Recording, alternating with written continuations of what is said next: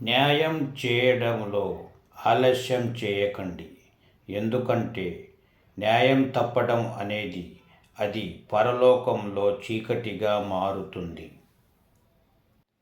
మీలో అత్యుత్తమ వ్యక్తి ఎవరంటే తన చేతి ద్వారా, నోటి ద్వారా ఇతరులకు కీడు చేయనివాడు.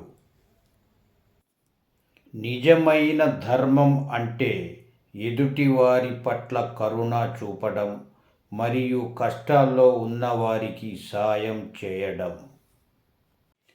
అల్లా కరుణ ఎంత గొప్పదంటే నువ్వు అడగకముందే ఆయన నీ ఊపిరిని ఇచ్చాడు. అడిగిన తరువాత నీ తప్పులను క్షమించకుండా ఉంటాడా?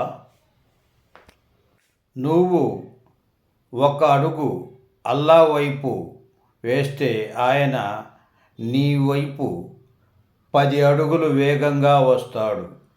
ఆయనపై నమ్మకం ఉంచు, నీ కష్టాలన్నీ తీరిపోతాయి.